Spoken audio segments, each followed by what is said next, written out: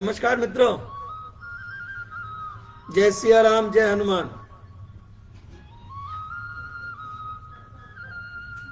मित्रों, आज हम बात करेंगे समय के सदुपयोग की। समय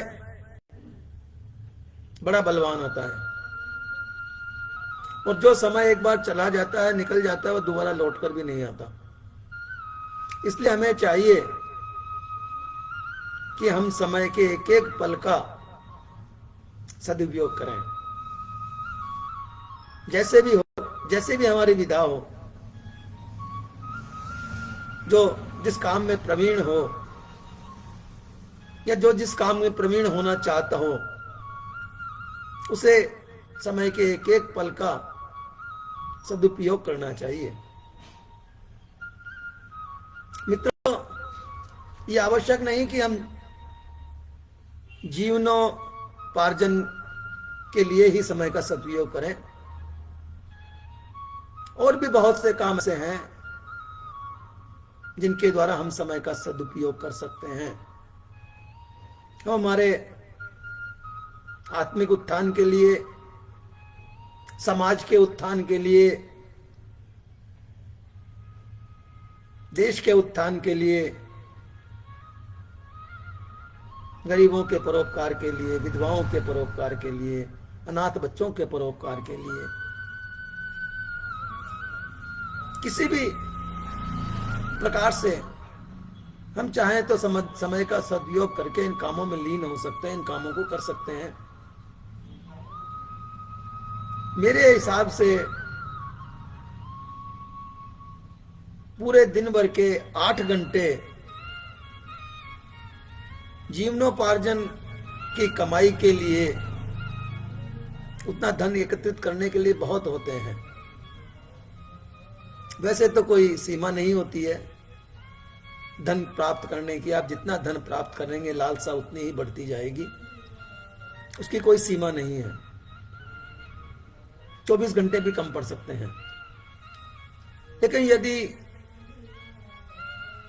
देखा जाए तो 8 घंटे में इतना मनुष्य धन कमा सकता है कि वो अपने परिवार का जीवन आराम से व्यतीत कर सके, जीवन चला सके। इसी प्रकार से 8 घंटे हमें निद्रा के लिए बहुत होते हैं, सोने के लिए बहुत होते हैं। अब बचे 8 घंटे। उन 8 घंटों में यदि हम इस 8 घंटों का एक एक पल यदि हम सदुपयोग में लें, हम सीखने में लें, हम सिखाने में लें, परोपकार में लें, आत्मिक उत्थान के लिए लें, तो हमारा जीवन सफल हो सकता है। हम बहुत कुछ सीख सकते हैं, बहुत कुछ कर सकते हैं। मित्रों, मैं एक दृष्टांत देता हूं। जापान के नागासाकी और हिरोशिमा पर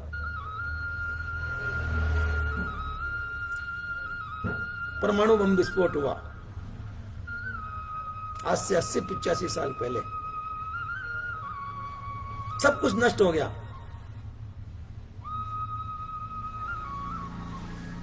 मिनटों में धरती पर वहां इतना ताप बढ़ा, इतनी तपन बढ़ी, इतनी गर्मी बढ़ी कि लोग लट लट लटालट पड़ते मरके हुए चले गए। कोई किसी को संभालने लायक भी नहीं था। चीख पुकार भी वहां पर नहीं सुनाई पड़ रही थी। लोग बिना चीख पुकार के ही साइलेंट मृत्यु को प्राप्त हो रहे थे। और उसके पश्चात भी वहां जो है तबाही का विराम नहीं लगा। परमाणु बम विस्फोट के बाद भी वहां पर काली बरसात होती रही, अंगारे बरसते रहे और वायु इतनी प्रदूषित हो गई कि बरसों तक बच्चे भी जो है वो विकलांग पैदा हुए।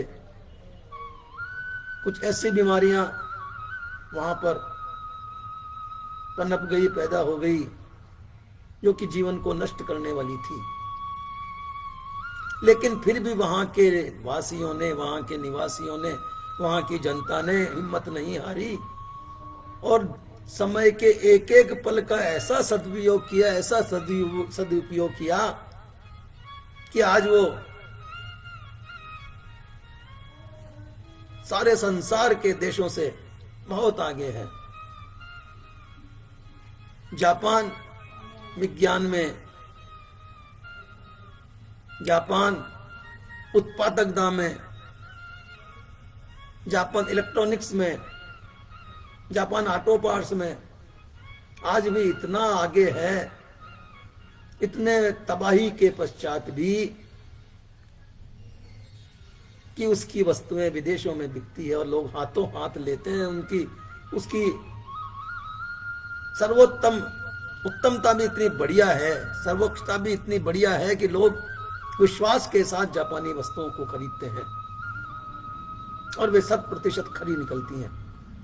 तो इस समय के सदुपयोग, ईमानदारी और मन में ऊंचे उठने की संकल्प के साथ ही ये सब कुछ हो सका। हमारे भारत में कोई परमाणु विस्फोट नहीं हुआ। हम हमारे भारत की बात कर लें, केवल एक यदि हम बंटवारे के दंश को छोड़ दें तो ऐसी कोई निकट भविष्य में, निकट पिछले दिनों में, पिछले अगर 200-400 साल पहले भी अगर देखा जाए तो ऐसी कोई प्रलय भी नहीं हुई या ऐसी कोई महामारी भी नहीं आई, एक प्लेग को छोड़ करके, कि जिसके कारण हमारा देश पिछड़ जाता। लेकिन इसका कारण यही है कि भारतवासियों ने समय का सदुपयोग नहीं किया, दृढ़ संकल्प के साथ कार्य नहीं किया, ईमानदारी से कार्य नहीं किया। आज हमारे देश में जितना भ्रष्टाचार है उतना शायद विश्व में कहीं नहीं है। हमारे देश में जितने अपराध हैं शायद ही कहीं हो। एक सनातनी देश में अगर इतने अपराध हो रहे हैं, इतने बलात्कार हो रहे हैं, इतना भ्रष्टाचार हो रहा है, तो फिर सोचनीय प्रश्न है, सोचने को मजबूर होना पड़ता है कि ये क्यों हो रहा है। इसका कारण यही है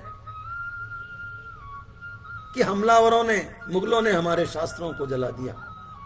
वामपंथियों ने हमारे देश में पाश्चात्य संस्कृति के को लाने में कमी नहीं रखी और हमारे यहाँ के नेताओं ने भी, हमारे यहाँ के शासकों ने भी आजादी के पश्चात भी सनातन धर्म को गर्त में पहुंचाने का ही कार्य किया है, कोई कमी नहीं छोड़ी है उसने। अब समय आ गया है, हम सब लोग सतर्क हों, उठें, लेकिन सबसे पहले हमें अपने आप को संवारना होगा, अपने आप को जानना होगा, हमें अपनी शक्ति को जानना होगा और उसके लिए समय का सदुपयोग बहुत आवश्यक है। हमें समय के सदुपयोग के साथ, दृढ़ संकल्प के साथ, ईमानदारी के साथ उठ खड़ा होना है। फिर देखिए सारा संसार हमारे पीछे दौड़ लगाएगा। हम संसार में सबसे आगे होंगे। जो पहले हमें, हमारे देश को जगत गुरु की जो पदवी मिली हुई थी वो पुनः प्राप्त होगी।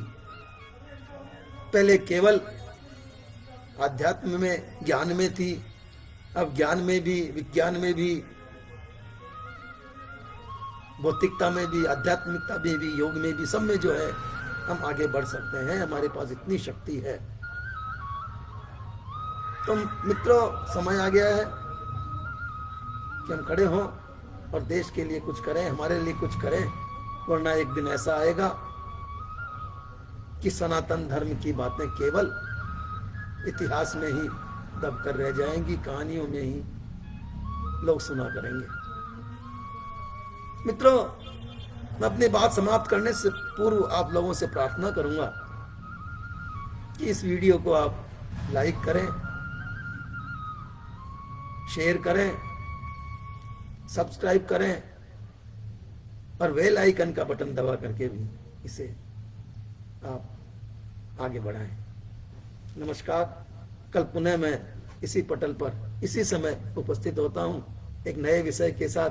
तब तक के लिए शुभ रात्रि, नमस्कार, नमन, प्रणाम, जय सिया राम, जय हनुमान।